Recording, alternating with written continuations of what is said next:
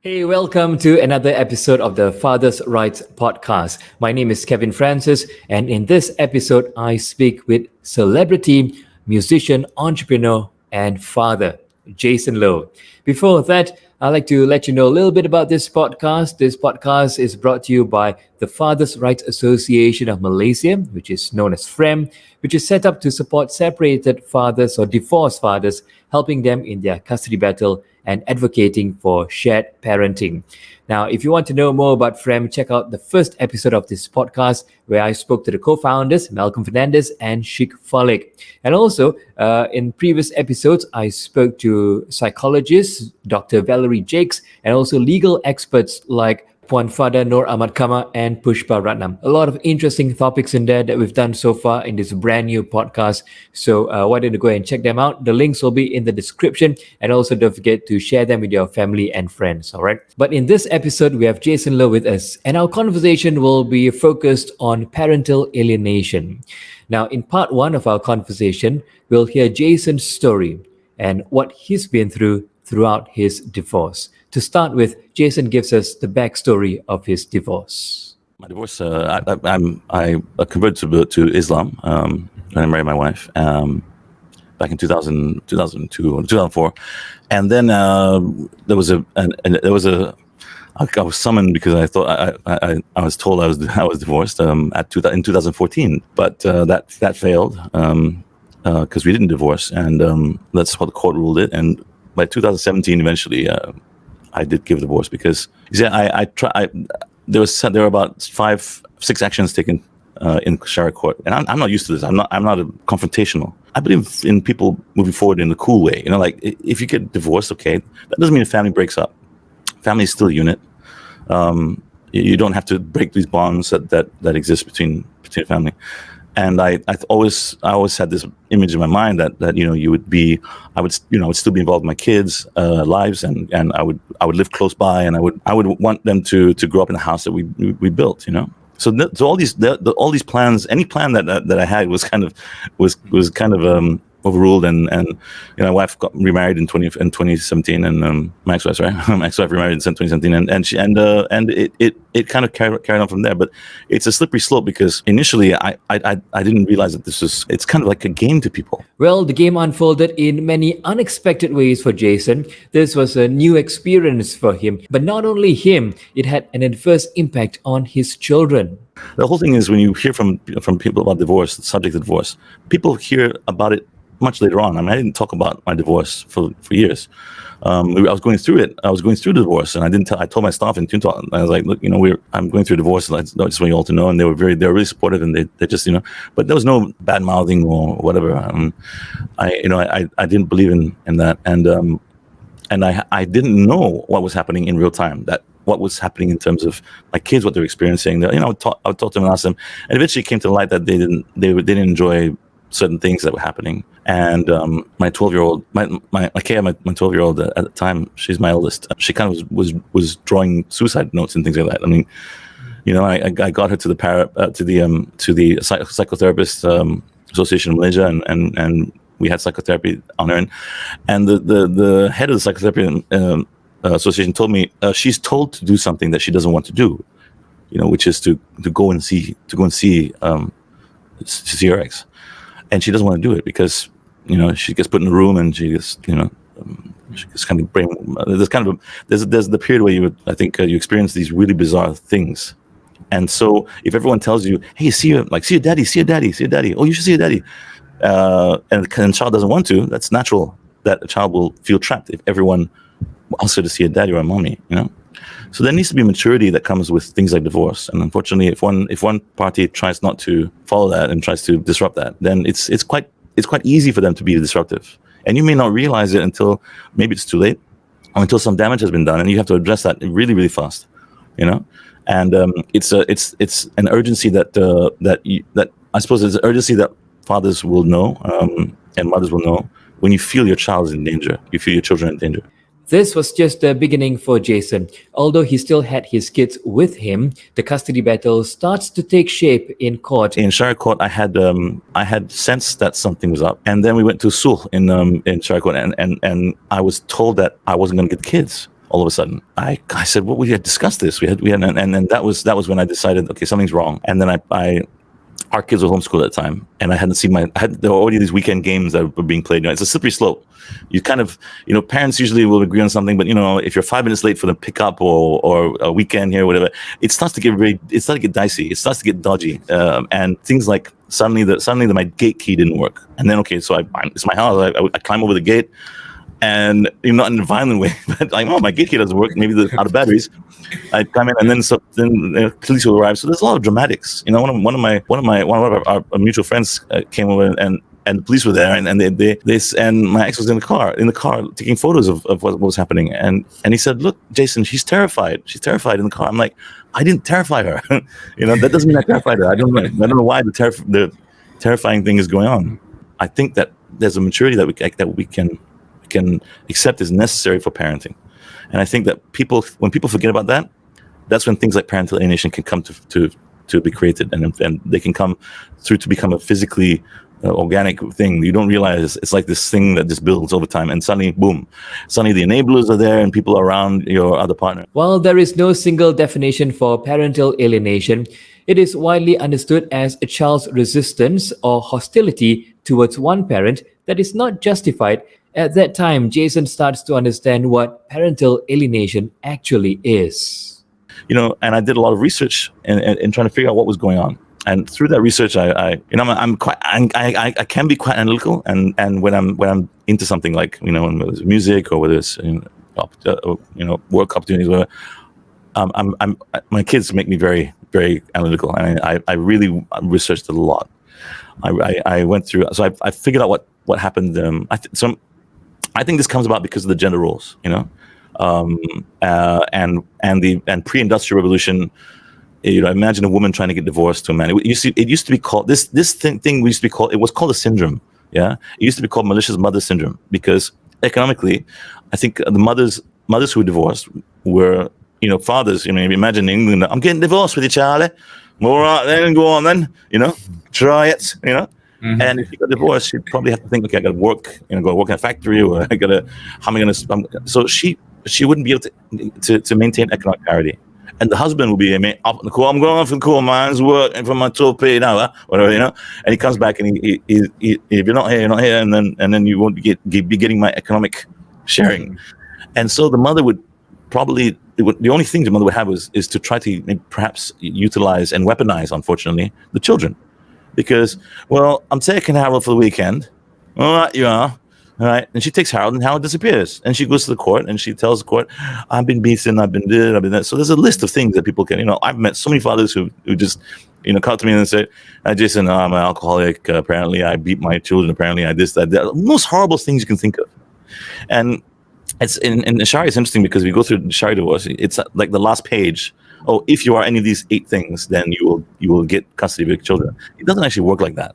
Now, knowing the adverse effects of parental alienation on his children, Jason went to look for a solution, or tried to figure out what he could have done differently to make things better for the kids. I kind of got 80% custody, but and I was building up things like setting aside injunctions and all that, and all these were not based on any realism.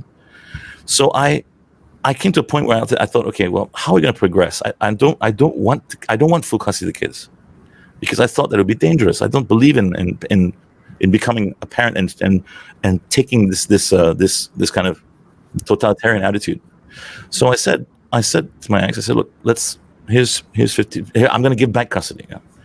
So I had interim full custody, and even in that full custody situation, I only had to. I was told by the court. I didn't ask for it. But the court, they said, okay, every other weekend and once a week, you can bring your kids to your ex-wife. And one day, my daughter said she plain out didn't want to go. She just did not want to go because of the stress that it was. She said, if she always said they have this rule. So I let the kids. I empowered them. I said, look, you decide. You tell daddy and mommy what you want.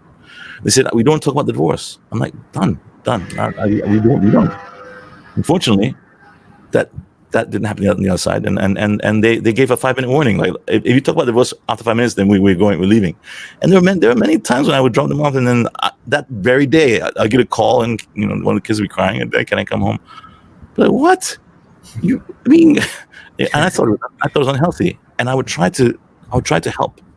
I would try to offer help, but that wasn't nothing. It was like this whole shield of indifference covers you when you're going through divorce. Despite having interim full custody, Jason chooses to share custody with his ex-wife.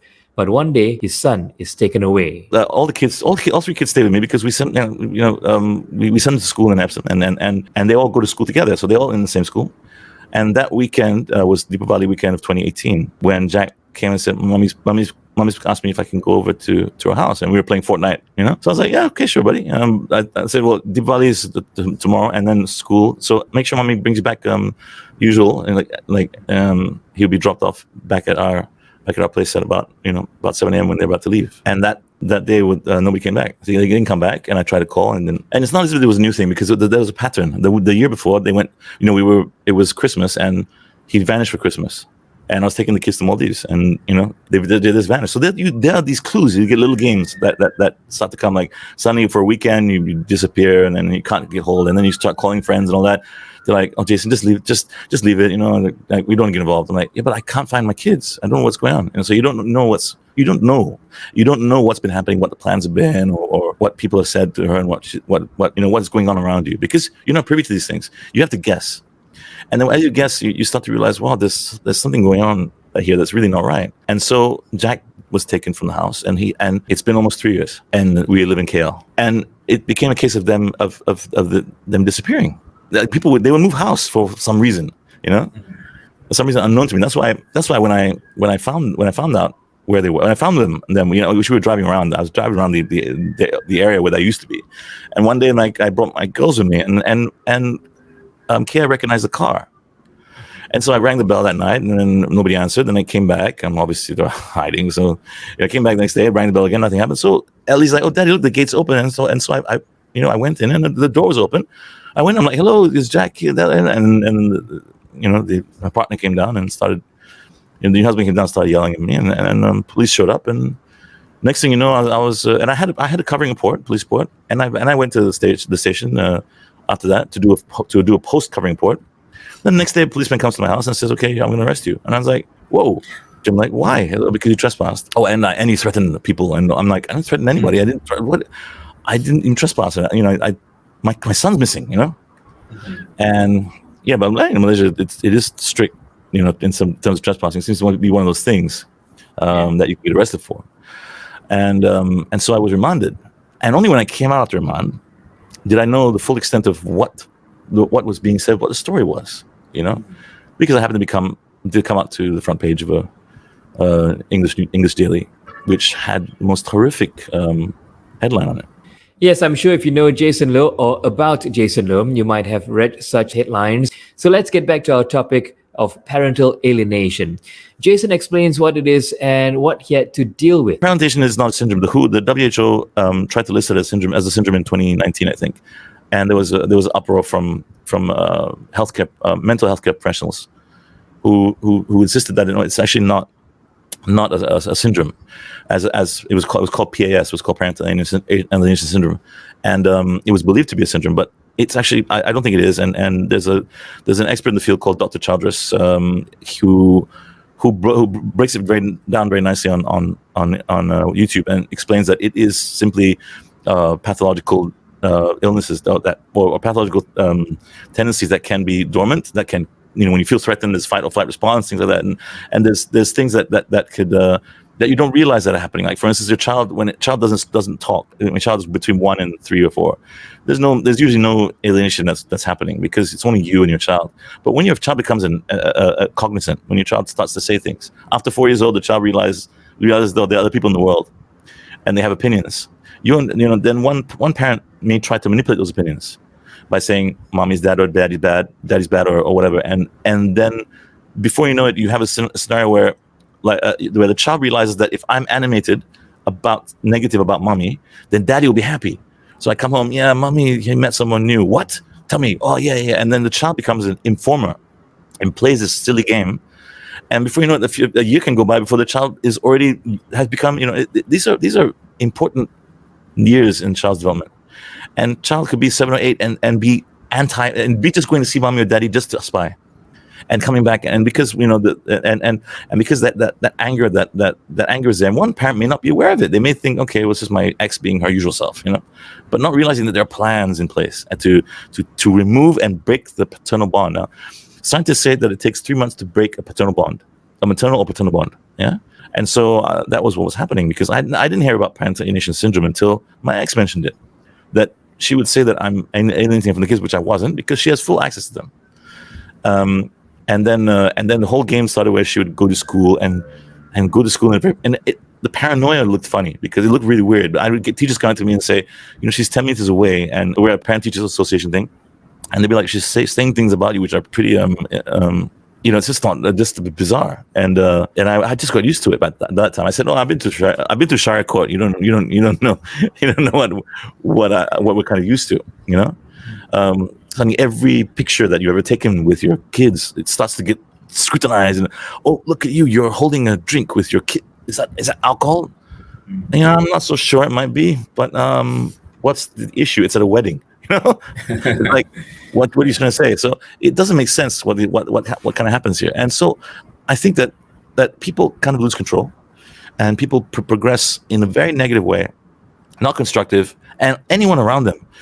You wouldn't believe it, because I can't tell you that I myself didn't wonder, because once Ellie got a sprained ankle, and I called my ex, and she came to pick us up at the hospital, and we were already going through the divorce, and I turned to my ex and I stopped crying. I said, "Look, why are you acting hostile and all that?"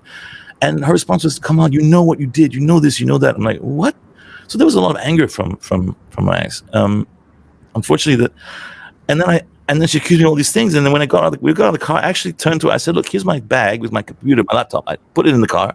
I took out everything from my pocket, my phone. I said, "Here, everything. You have everything. You can search everything and find out everything about the cases. My lawyer stuff is in there. Just do it. I got nothing to hide. I'm totally transparent." And she drove off. She drove off, sped off, and I sat there on the side of the road with my daughter. We're crying, and I apologized to my daughter. I'm like, "I'm so sorry that all this is happening." My ex drove around the block, and then she came back and said, "It's probably bugged," and threw everything back at me, and then drove off. So that was very bizarre behavior. Commonly, in high conflict divorces, a lot of bizarre things happen. But what I found puzzling was Jason said at the beginning, it seemed like they had some sort of arrangement or an amicable plan. So how did it all go south? What went wrong? First of all, I think it takes two to tango. So I don't think there's any of that. I'm not someone who wants to point a finger and say, I'm sure I made plenty of mistakes. I tell myself, I'm sure, look at your mistakes and see what you've done, and you're ultimately responsible for that. And I own those mistakes, and whatever mistakes they are, and I know I know where I could have done better. I know I could have tried to avoid things like this. But yeah, you're right. You don't get used. You're not prepared for this shift. I think something happens that is dormant, and it comes from this place of wherever gossip stems from, because when you can exaggerate, people in divorce, people are all asking, how are you during divorce? And as guys, it may sound sexist, but no, guys can be really, guys don't want to replay all that pain, because it's guys are like, yeah, okay, I just leave it, and hopefully things will set. We get, let me sit down and have a drink with my friends, and that's it. Whatever. I watch cartoons. I watch the Game of Thrones. Something like that. Anything, guys like that.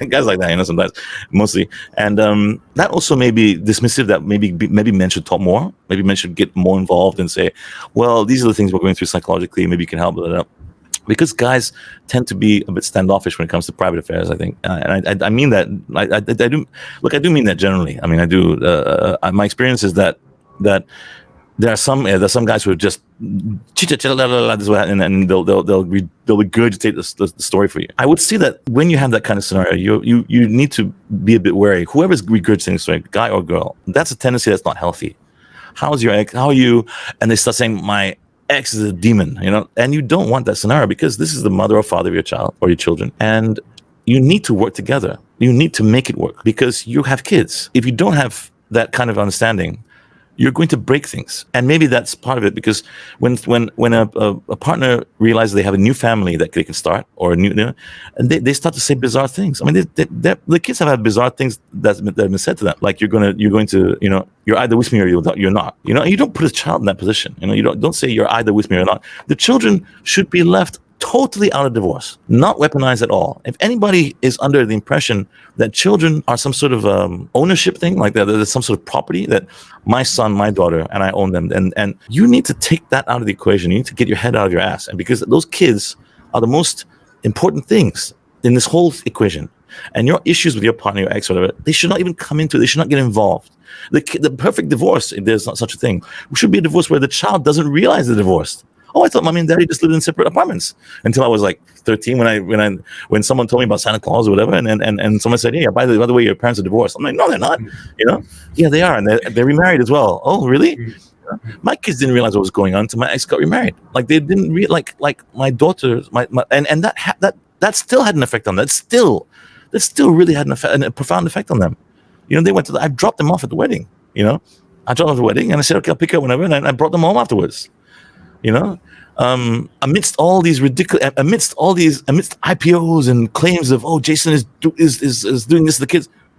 Well, didn't seem to have an issue when I dropped them off at the wedding, So that's a big. It's like the guys really are blooded. They don't care. The guys like, yeah, I don't care if it doesn't affect my kids. I don't care. You can call me what you want, demon. You call me If my kids are not affected, I don't really care. I'm not going to get on bed to worry about your crap. Like what you're throwing.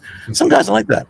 And to be honest, some women are like that as well. But what Jason cares about now is other divorced parents and children of divorced parents. He has seen what parental alienation can do to them. He wants to criminalize parental alienation with the Jack's Law. We will talk more about that in the next episode. For now, we hope you give us a like, share this post or this video with your family and friends, and let people know about the Fathers' Rights Association of Malaysia. All right. The description will be in the links, and I'll see you in the next episode, part 2, with Jason Low, right here on the Fathers' Rights Podcast.